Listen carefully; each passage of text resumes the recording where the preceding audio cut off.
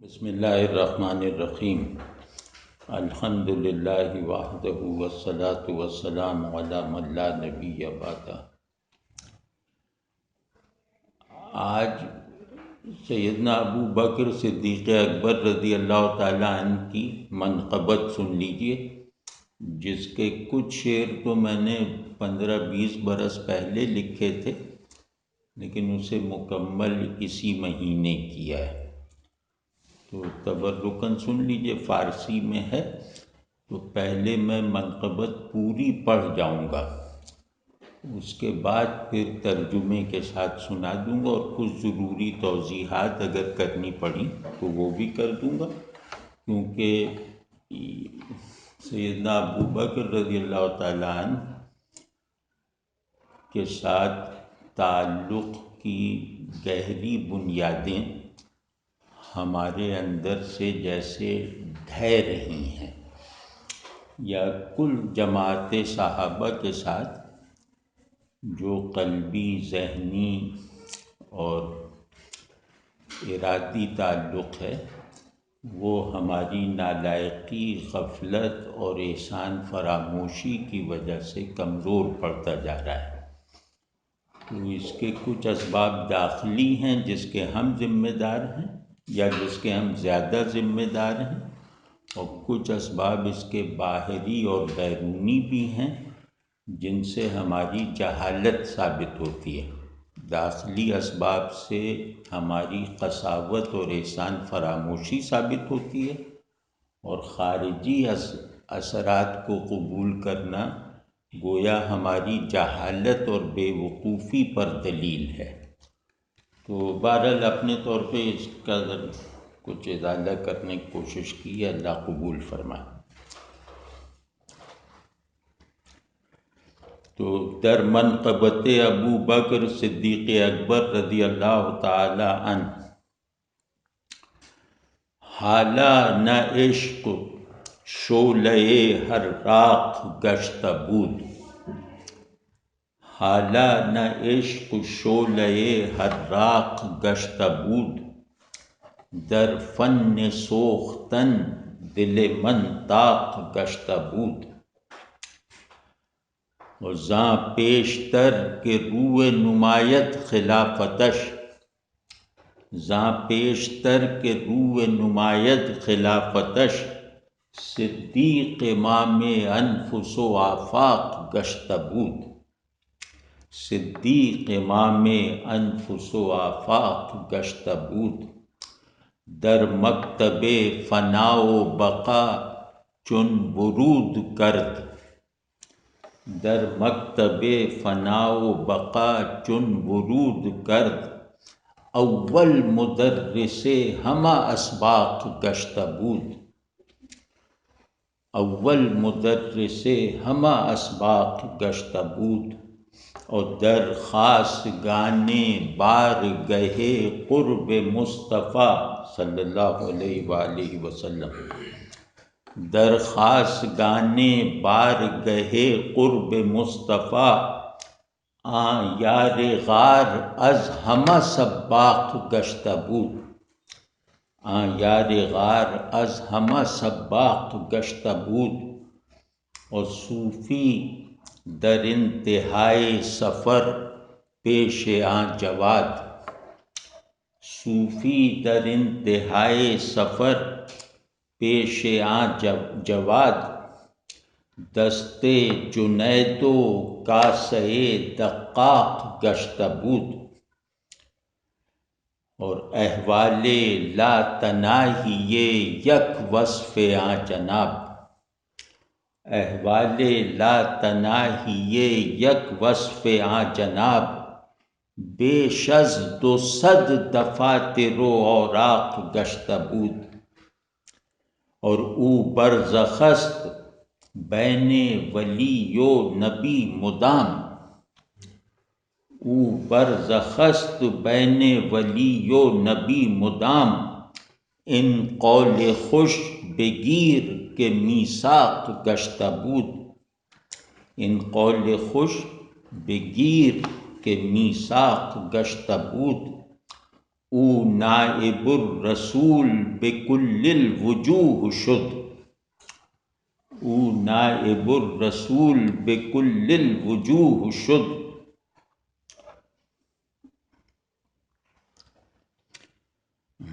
او نائب الرسول بکل الوجوہ شد، او مظہر نبی بہر اطلاق گشتہ بود، او مظہر نبی بہر اطلاق گشتہ بود، او وارث خلیل و نمائندہ مسیح فخر کلیم و نازش اسحاق گشتہ بود، او اجود و مؤید و امجد بصد سند، او اجود و مؤید و امجد بصد سند، تا جانشین غایت میثاق گشتہ بود، اور او فردیت مآب و خلیل اللہ شعار، او فردیت مآب و خلیل اللہ شعار، زاں در جماع افضل و سباق گشتہ بود،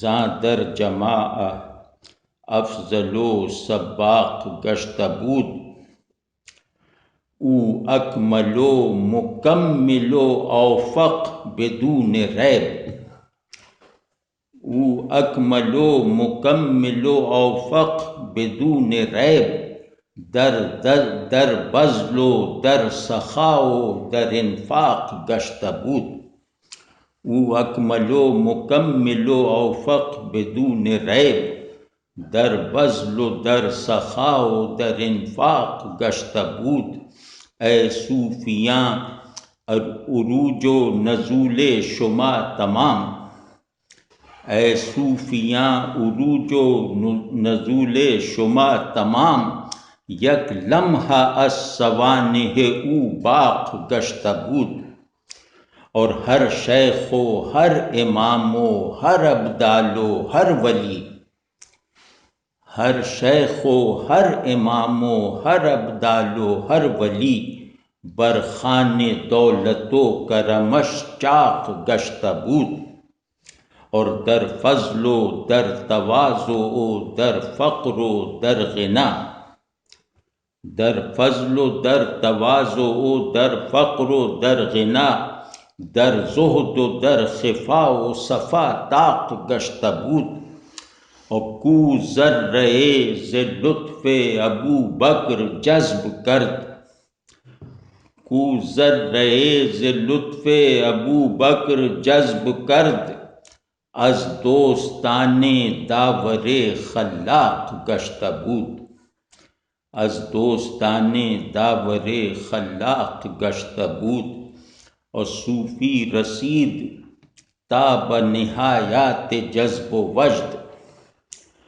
صوفی رسید تا بنہایات جذب و وجد، چون خاک راہ قبلہ عشاق گشتہ بود، چون خاک راہ قبلہ عشاق گشتہ بود، عارف کے بود نجم سماوات مانوی، عارف کے بود نجم سماوات مانوی، چون ذرہ بدرگہش الحاق گشتہ بود، چون ذرہ بدرگہش الحاق گشتہ بود، صدق و صفا وداد و ولا خلت و رضا، او جملہ را مراجع و مصداق گشتہ بود، او جملہ را مراجع و مصداق گشتہ بود، اوصاف نفس ملہمہ، اوصاف نفس ملہمہ احوال واصلاں، از نسبتش بدایت اخلاق گشتہ بود، از نسبتش بدایت اخلاق گشتہ بود، اقطاب کفش بر سر و اغواس سفتہ گوش، اقطاب کفش بر سر و اغواس سفتہ گوش، کو رو بتافت از در حق آق گشته بود. کو رو بتافت از در حق آق گشته بود. صد حارس و ہزار جنید و ابوالحسن. صد حارس و ہزار جنید و ابوالحسن. لطف ازاں خزینہ اشفاق گشتہ بود. اور مولائے واصلین و امام مقربین. مولائے واصلین و امام مقربین او بالعموم او علی الاطلاق گشتہ بود. او بالعموم او علی الاطلاق گشتہ بود. آن دشمن خدا کذبی بکر بغض داشت. آن دشمن خدا کذبی بکر بغض داشت. مال جہیم و غرق غساق گشتہ بود. اور سوگند کردگار کے آن خصم مصطفیٰ. سوگند کردگار کے آن خصم مصطفیٰ. مردود حق جو خنزب قزاق گشتہ بود. اور شغال لہو و لعب چه داند کرامتش. شغال لہو و لعب چه داند کرامتش. زهر از نگاه او همه تریاق گشتہ بود. زهر از نگاه او همه تریاق گشتہ بود. دانی کہ زہر چیست گناہ وجود ہست. دانی کہ زہر چیست گناہ وجود ہست. از فیض او خیال خودی شاق گشتہ بود. اور اثنینیت ز جملہ مقامات برتر است. اثنینیت ز جملہ مقامات برتر است. در بدر و ثور عینیت اطلاق گشتہ بود. در بدر و ثور عینیت اطلاق گشتہ بود. اور در خلوت نبی چو ابو بکر بار یافت. در خلوت نبی چو ابو بکر بار یافت. جفت امر حق درآمده و طاق گشتہ بود. جفت امر حق درآمده و طاق گشتہ بود. اور نورے کہ ماورائے ظہور است در دلش. نورے کہ ماورائے ظہور است در دلش. جا کرد و مجلی و براق گشتہ بود. جا کرد و مجلی و براق گشتہ بود. اور خوش طالعی ذرہ کہ در زیر پائے او. خوش طالعی ذرہ کہ در زیر پائے او. خورشید صد مطالع و آفاق گشتہ بود. خوش طالعی ذرہ کہ در زیر پائے او. خورشید صد مطالع و آفاق گشتہ بود. اور جاوید بس کے تیرہ دل و خستہ حال بود. جاوید بس کے تیرہ دل و خستہ حال بود. بویش گرفت و صاحب اشراق گشتہ بود. تو ابھی عشق جلانے والا شعلہ نہیں بنا تھا. میں اس وقت سے میرا دل جلنے کے فن میں طاق ہو چکا تھا. جب عشق جلانے والا شعلہ نہیں بنا تھا، میرا دل اس وقت جلنے کے فن میں مہارت حاصل کر چکا تھا. اور زاں پیشتر کے روئے نمایت خلافت کہ سیدنا ابو بکر کی خلافت کے ظہور سے پہلے ہی آپ رضی اللہ تعالی عنہ کو امام انفس و آفاق ڈکلیئر کر دیا گیا تھا۔ رسول اللہ صلی اللہ علیہ وسلم نے اپنے مصلی پہ کھڑا کر کے امام انفس ڈکلیئر کر دیا، اور اپنی زندگی میں حج کی امارت عطا فرما کے امام آفاق ہونے کا اظہار کر دیا۔ یعنی ان دونوں کو رسول اللہ صلی اللہ علیہ وسلم کی سند فعلی حاصل ہے، جو سند قولی سے بڑی ہوتی ہے۔ تو نماز جو ہے وہ انفس کا مرکز ہے، مومن کے انفس کا نظام نماز پہ چلتا ہے، اور مومن کے آفاق کا نظام جو ہے وہ حج پر چلتا ہے۔ حج آفاقی عبادتوں میں سب سے بڑی ہے، نماز انفسی عبادات میں سب سے افضل اور سب سے گہری ہے۔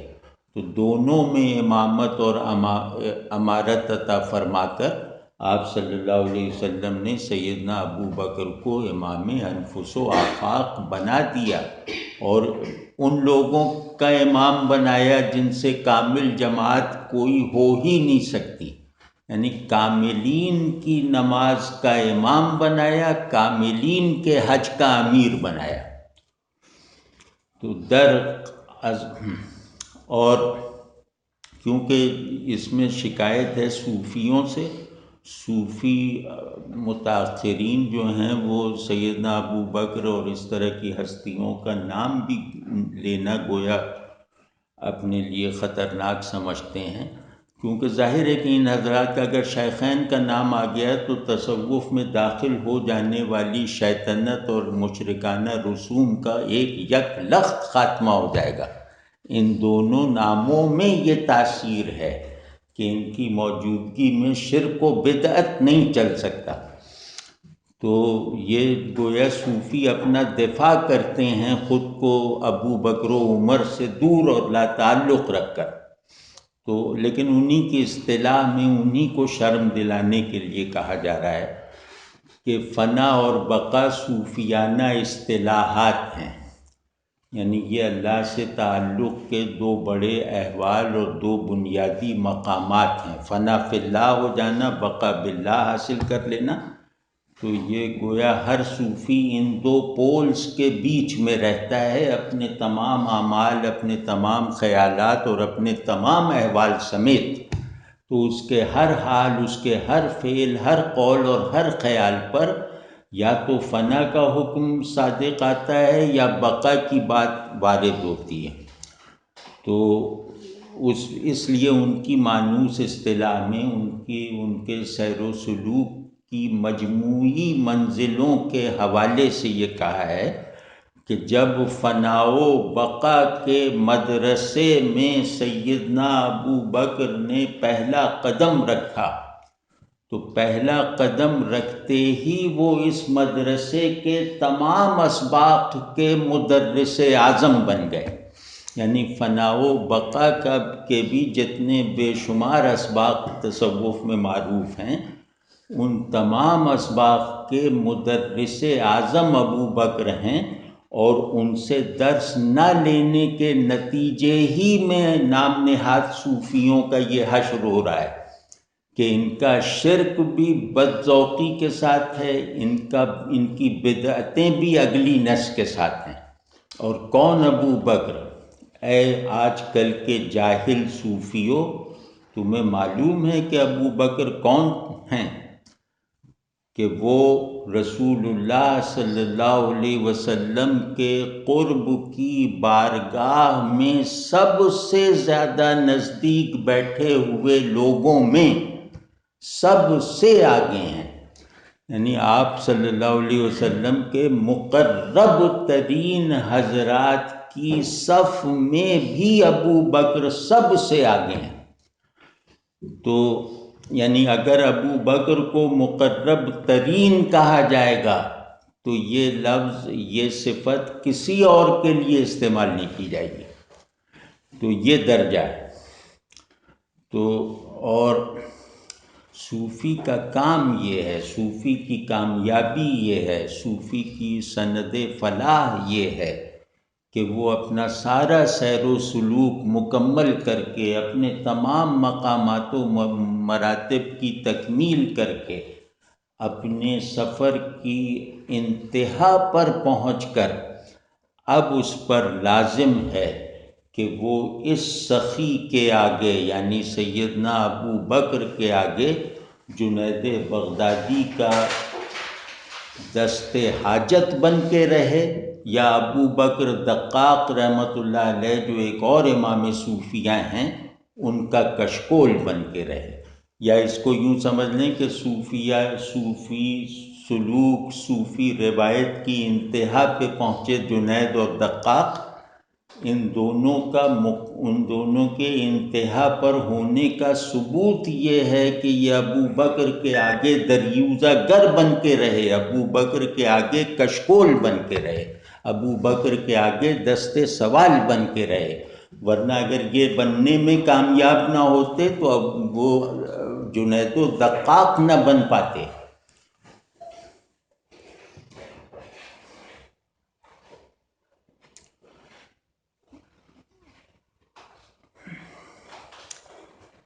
ابو بکر ولی اور نبی کے درمیان دائمی برزخ ہیں، اور یہ ایک قانون ہے جو طے کر دیا گیا ہے، یعنی اس کا خلاف نہیں ہو سکتا۔ کوئی شخص، کوئی روحانی سالک، کوئی عارف رسول اللہ صلی اللہ علیہ وسلم کی بارگاہ میں پہنچنے کی کوشش کرنے والا کوئی بھی عاشق آخری وسیلہ ابو بکر کو بنانے کا پابند ہے۔ اگر ابو بکر کو وسیلہ نہیں بنایا تو رسول اللہ صلی اللہ علیہ وسلم سے نسبت میسر نہیں آ سکتی۔ یعنی برزخ کہتے ہیں کہ نبی ادھر ولی ادھر، اور بیچ میں جو کوریڈور ہے نبی تک جانے کا، وہ کوریڈور ابو بکر ہیں، ان کو بائی پاس کر کے کوئی محمد الرسول اللہ صلی اللہ علیہ وسلم تک پہنچ ہی نہیں سکتا، چاہے وہ 1000 وسیلے بنا لے۔ ابو بکر کو نظر انداز کر دیا تو محمد الرسول اللہ صلی اللہ علیہ وسلم تک کوئی نہیں پہنچ سکتا۔ او نائب الرسول بکل الوجوہ شد، وہ ہر پہلو سے، ہر دلیل سے، ہر زاویے سے رسول اللہ صلی اللہ علیہ وسلم کے نائب تھے۔ یعنی رسول اللہ صلی اللہ علیہ وسلم کا نائب اعظم بننے کے لیے جتنی غیر محدود شرائط کی فہرست بھی ہے، ابو بکر ان تمام لامحدود شرائط کو اپنی ذات سے پورا کرتے تھے۔ یعنی ابو بکر میں کوئی ایک ذرہ بھی نہیں تھا ان کی شخصیت کا جس پر نیابت رسول صلی اللہ علیہ وسلم کی مہر نہ لگی ہو۔ یعنی ابو بکر سر سے پاؤں تک نائب الرسول صلی اللہ علیہ وسلم تھے۔ ابو بکر جسم میں نائب الرسول، روح میں نائب الرسول، ذہن میں نائب الرسول، قلب میں نائب الرسول۔ یعنی ابو بکر فنا فر رسول صلی اللہ علیہ وسلم ہونے کا نمونہ اکمل تھے۔ تو جو اپنے آپ سے خالی ہو کر رسول اللہ صلی اللہ علیہ وسلم سے بھر گیا ہو، وہ نائب الرسول بکل الوجوہ ہے۔ او نائب الرسول بکل الوجوہ شد، او مظہر نبی باہر اطلاق گشتہ بود۔ یعنی رسول اللہ صلی اللہ علیہ وسلم کا غیر، آپ صلی اللہ علیہ وسلم سے نسبت رکھنے والا کوئی بھی صاحب ایمان، وہ رسول اللہ صلی اللہ علیہ وسلم کا ویسا جامع اور کامل مظہر نہیں ہے جیسے کہ سیدنا ابو بکر صدیق اکبر رضی اللہ تعالیٰ عنہ ہیں، کیونکہ ہر ایک کا رسول اللہ صلی اللہ علیہ وسلم سے تعلق سچا ہے، لیکن اپنی یاد کے ساتھ ہے، اپنی حیثیت کے ساتھ ہے، اپنے نام کی برقراری کے ساتھ ہے۔ ایک ابو بکر ایسے ہیں جن کا رسول اللہ صلی اللہ علیہ وسلم کے ساتھ تعلق فنائیت والا ہے، یعنی آپ صلی اللہ علیہ وسلم سے کے تعلق کے سوا ان کی کوئی شناخت نہیں ہے. ان کی ہر شناخت رسول اللہ صلی اللہ علیہ وسلم کے حوالے سے متعین ہوتی ہے، ایسا کوئی نہیں ہے.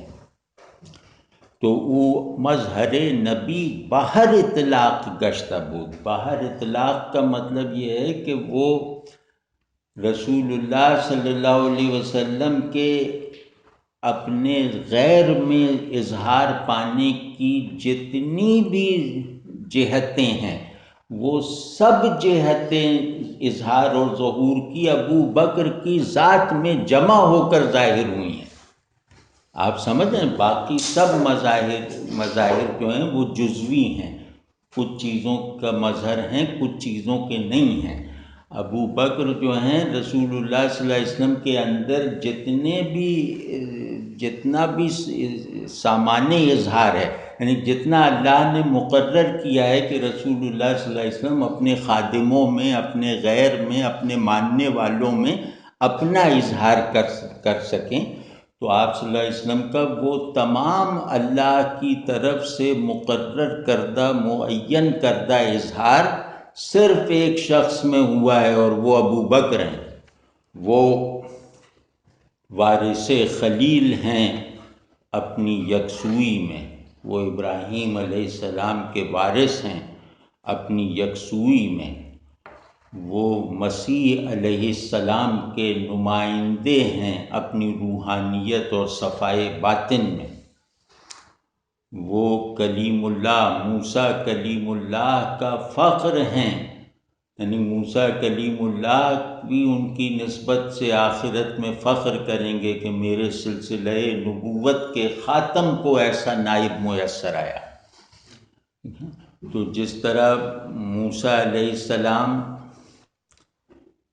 نبی ہونے کی جگہ سے اللہ کے ساتھ مکالمے کی فضا میں رہتے تھے، تو اسی طرح سیدنا ابو بکر امتی ہونے کی حیثیت سے اپنے رسول صلی اللہ علیہ وسلم کے ساتھ ہمہ وقت مکالمے کی فضا میں رہتے تھے.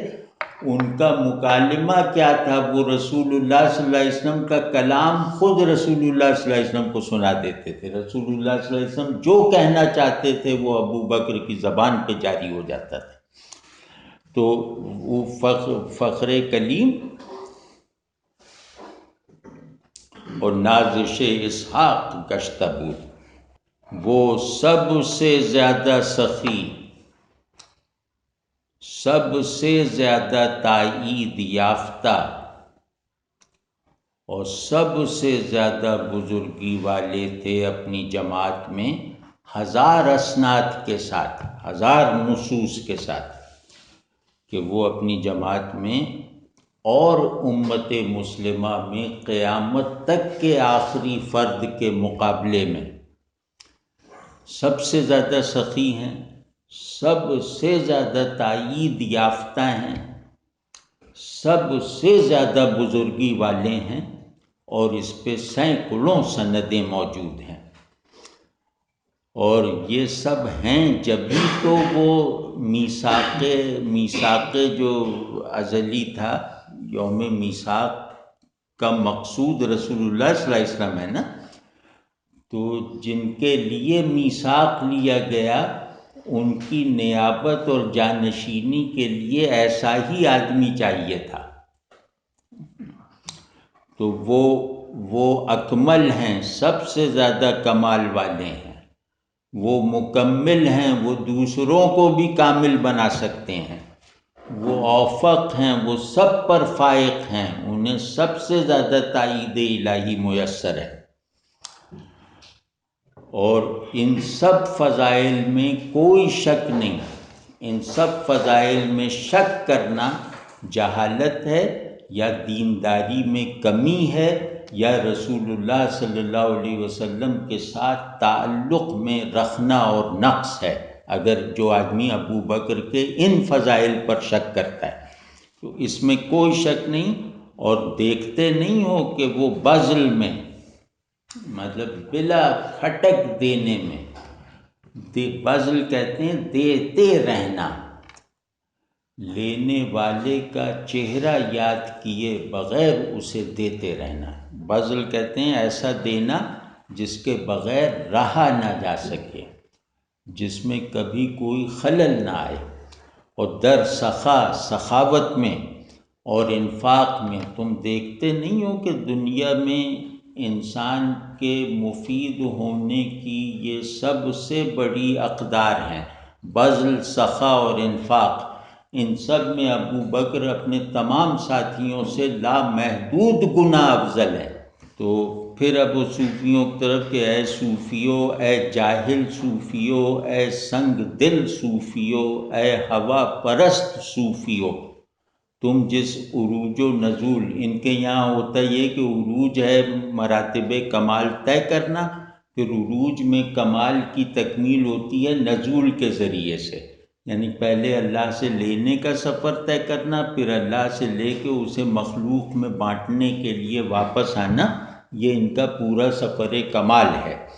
تو تمہارا یہ جو فرضی عروج و نزول ہے، یہ الف سے یہ تک اگر یہ سچا ہے، جو تمہارے دعوے ہیں، وہ اگر ان دعووں کو صرف لفظوں میں لیا جائے، تمہاری طرف نہ دیکھا جائے، کیونکہ تمہارے دعوے کاغذ پہ سچے ہیں، تمہارے کردار اور تمہاری ذات میں جھوٹے ہیں، تو تمہارے اس طرح کے دعووں کی بھی حیثیت یہ ہے کہ تمہارا سارا عروج و نزول جو کئی جس کے بے شمار اسٹیجز ہیں، وہ سب کا سب ابو بکر کی زندگی کا ایک لمحہ بلکہ اس سے بھی کم ہے، یعنی جس کے حصول میں تم لوگ زندگیاں لگا دیتے ہو، تمہاری زندگی لگا دینے کے نتیجے میں جو تخیل تمہیں حاصل ہوتا ہے، وہ تخیل جو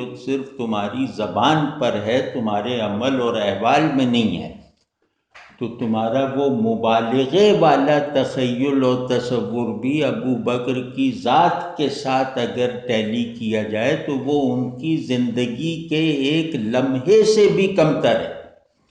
اور صوفی اسی وقت جذب و وجد کی انتہاؤں کو پاتا ہے، یعنی سچا صوفی اسی وقت جذب و وجد، جذب کہتے ہیں اللہ کا اپنی طرف کشش کرنا، بندے کو اللہ اپنی طرف کھینچے، اسے جذب کہتے ہیں۔ وجد کہتے ہیں بندہ اللہ کو پا لے، وجد کہتے ہیں پانے کو، جذب کہتے ہیں سما جانے کو۔ تو کہنے کہ تمہارا جو ہے یہ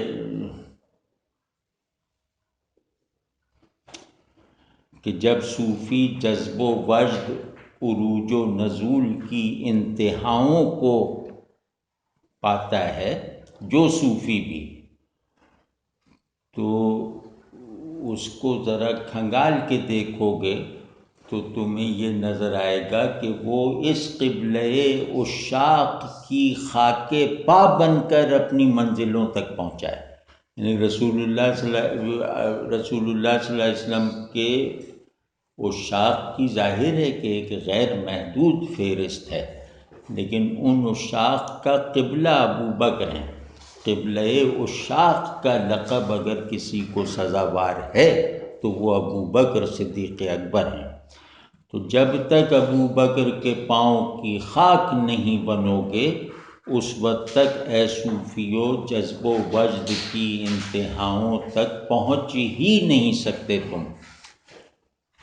اور وہ عارف کامل، وہ عارف صادق جو حقائق کے آسمانوں کا ستارہ تھا، مطلب سچا عارف حقائق کے افلاک کا ستارہ ہوتا ہے، تو وہ عارف حقائق کے آسمان کا روشن ستارہ بننے کے بعد یہ کوالیفائی کرتا ہے کہ ایک ناچیز ذرے کی طرح ابو بکر کی چوکھٹ سے جڑنے کی سعادت حاصل کر لے۔ نفس پر اللہ جو ہدایت اور خیر اور حق الہام فرماتا ہے نا، نفس پر اللہ جو تقوی الہام فرماتا ہے، تو اس اللہ کی طرف سے تقوی حاصل کرنے والے نفس کے اوصاف، یعنی اللہ کی توفیق سے متقی بن جانے والے، مقرب بن جانے والے نفس کے اوصاف، اور اللہ کے قرب کی انتہاؤں پر پہنچ جانے والے لوگوں کے احوال، یہ سب، ان سب کو اکٹھا کر کے اگر ابو بکر سے موازنہ کرو گے تو ان کے لیے یہ بچوں کے اوصاف اور احوال ہیں، یعنی سارے اوصاف و احوال وصل اکٹھے کر لو ان تمام تر مبالغے کے ساتھ، اور ان کو ابو بکر کے واقعی اوصاف و احوال سے ملا کر دیکھو گے تو جو تمہاری انتہا ہے وہ وہاں کی ابتدا نکلے گی، اور وہ اللہ کے واصلوں کے آقا ہیں، وہ مقربین کے امام ہیں۔ یعنی غیر انبیاء میں ابو بکر جس درجۂ قرب حق پر کھڑے ہیں ان کی طرف کسی غیر نبی کی پشت نہیں ہے۔ یہ ابو بکر ہیں جو اس درجۂ قرب پہ کھڑے ہیں کہ ان کے آگے کوئی غیر نبی نہیں ہے، ان کے آگے صرف انبیاء علیہ السلام، ٹھیک ہے نا؟ تو کہہ رہے ہیں کہ مطلب یہ کہ آپ واصلوں کے مولا اور مقربین کے امام بالعموم ہیں، علی الاطلاق ہیں، مطلب آپ کی مولائیت اور امامت میں کوئی استثناء نہیں ہے اور کوئی چھوٹ نہیں ہے۔ وہ مقرب نہیں ہو سکتا جو ابو بکر کی امامت میں نہیں ہے، وہ واصل نہیں ہو سکتا جو ابو بکر کا مقتدی نہیں ہے، یہ مطلق ہے، بالعموم ہے، کوئی استثناء نہیں۔ کوئی شیخ ہو، کوئی غوث ہو، کوئی قطب ہو، کوئی امام ہو، کوئی ولی ہو، غیر انبیاء میں مراتب کی جتنی بھی قسمیں ہیں ان تمام قسموں کا الگ الگ سے جو بھی منتہی ہو، ان کی تقدیر یہ ہے کہ وہ ابو بکر کے خانے فیض پر محتاجوں کی طرح بیٹھ کے کھانا کھائیں تاکہ ان مقامات پر تک پہنچنے کی طاقت حاصل کر لیں جن کی انہیں آرزو ہے، جہاں تک پہنچنے کی انہیں آرزو ہے۔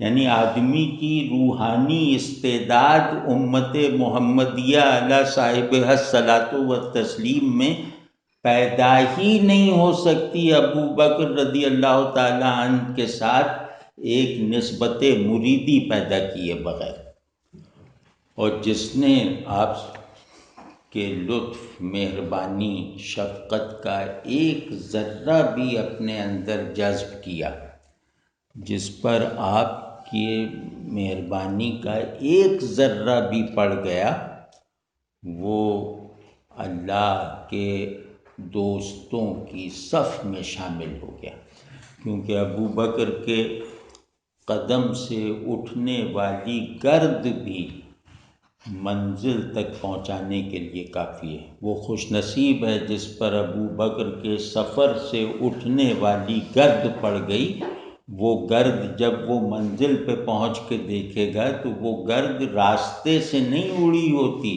ابو بکر راستے میں چلتے ہیں لیکن گرد منزل سے اٹھ کے آتی ہے، سمجھ گئے نا؟ تو وہ شخص خدا کا دشمن ہے جو ابو بکر سے بغض رکھتا ہے، اور اس کی تقدیر ہے کہ وہ جہنم کا نوالا اور پیپ کے گڑھے میں دفن ہونے سے بچ نہیں سکے گا۔ اور اللہ کی قسم کہ ابو بکر کا دشمن جو اصل میں رسول اللہ صلی اللہ علیہ وسلم کا دشمن ہے، وہ راہزنی کرنے والے شیطان کی طرح اللہ کی بارگاہ سے دھتکارا گیا ہے۔ خنزب کہتے ہیں وہ شیطان کی ایک قسم جو دل کو پر حملہ کرتا ہے، اور یہ جو دھمال ڈالنے والے، قوالیاں سننے والے، مزاروں پہ سجدے کرنے والے، چادریں چڑھانے والے، یہ روحانیت و دین کو کھیل کود بنا لینے والے مسخرے، یہ بھلا کیا جانے کہ ابو بکر کی بڑائیاں اور روحانی عظمتیں اور کرامتیں کیا ہیں۔ ان بیچاروں کو کیا معلوم کہ ابو بکر وہ تھے کہ جو زہر کو دیکھ لیتے تھے تو وہ تریاک بن جاتا تھا۔ اور تم جانتے ہو کہ زہر میں کسے کہہ رہا ہوں؟ زہر گناہ وجود ہے، اپنے آپ کو میں کہنا یہ زہر ہے، یہ میں کہنا گناہ ہے، اور اس کو میں زہر کہہ رہا ہوں کہ ابو بکر اس زہر کو تریاک بنا دیتے تھے۔ ان الموجود کی کہہ کر جو آپ زہر پیتے ہیں، ابو بکر کی نگاہ اس زہر کو تریاک بناتی تھی، اور یہ انہی کا فیض ہے کہ خودی سے بچنے کی لگن روحانیت کے ضمیر میں پختگی کے ساتھ قیامت تک کے لیے موجود ہے، کیونکہ ابو بکر نے اللہ کے لیے بھی اپنی خودی کو نثار کیا اور اللہ کے رسول صلی اللہ علیہ وسلم کے لیے بھی اپنی ذات کو نچھاور کیا۔ کون ہے؟ اور اقطاب کفش برسر، تم کن قطبوں اور غوثوں کو لیے پھر رہے ہو؟ سب ہمارے سر کے تاج ہیں، لیکن ان کو ان کی حیثیت سمجھو، ان کی اوقات سمجھو ابو بکر کے مقابلے میں، کہ وہ اقطاب کا فخر ہے اگر ابو بکر کی جوتیاں ان کے سر پہ آ جائیں۔ مطلب ان کے سر اتنی عظیم نعمت کا بوجھ نہیں اٹھا سکتا جتنا ابو بکر کی جوتیاں آ جانے سے وہ اٹھائے گا۔ اور اغواس جو ہیں، غوث جو ہیں، وہ سفتہ گوش غلام کو کہتے ہیں۔ غلاموں کے کان چھید کر بالے پہنائے جاتے تھے۔ تو قطب سارے کے سارے حضرت ابو بکر کے کفش برسر بردار ہیں، یعنی سر پہ جوتیاں رکھے ہوئے ہیں، یہی ان کی عزت ہے۔ اور غوث جو ہیں وہ غلام ہیں، مطلب مہر لگے ہوئے غلام۔ اور جس نے ابو بکر کے سامنے یہ پوزیشن لینے سے انکار کیا تو وہ سمجھو کہ اسے اللہ نے اپنی چوکھٹ سے بھگا دیا۔ اور سینکڑوں حارث محاسبی، ہزاروں جنید بغدادی اور لاکھوں ابو الحسن قرقانی جمع ہو جائیں تو ان سب کی حیثیت سیدنا ابو بکر رضی اللہ تعالیٰ عنہ کے لطف و کرم اور شفقت کے لامحدود خزانے کے ایک موتی سے زیادہ نہیں ہے۔ یہ سب مل کر ابو بکر کے خزانے کے ایک موتی بنتے ہیں۔ اور کیا خوش قسمتی، یہ آخری 2 شعر رہ گئے، میں نے بیچ میں کئی شعر چھوڑ دیے ہیں، کہ کوئی ٹھکانہ ہے اس ذرے کی خوش قسمتی کا جو سیدنا ابو بکر کے پاؤں تلے چپکا ہوا ہے، جس کو سیدنا ابو بکر کا کف پا نصیب ہو گیا، اس ذرے کی خوشنودی اور خوش قسمتی کا کوئی سرا ہم ڈھونڈ ہی نہیں سکتے، آخری سرا جسے ابو بکر کے پاؤں سے لگنا نصیب ہو گیا۔ اور یہ وہ ذرہ ہے جو سینکڑوں سورجوں کا مطلع بن گیا ہے اور سینکڑوں آفاق کا مجموعہ بن گیا ہے۔ اور جاوید جو تھا اس کا دل سیاہ پڑ چکا تھا، اس کی حالت تباہ ہو چکی تھی۔ تو ایک جھونکا گلستان ابو بکر سے آیا اور اس نے اسے اندر باہر سے اجال دیا۔ صاحب اشراق کہتے ہیں جس کا ذہن، قلب، طبیعت اور نفس ایک ہی روشنی سے روشن ہو، یعنی اللہ کے نور سے۔ تو خیر یہ تو تعلی ہے، لیکن ویسے ہی وہ تو شاعری میں ہوتی ہے تعلی۔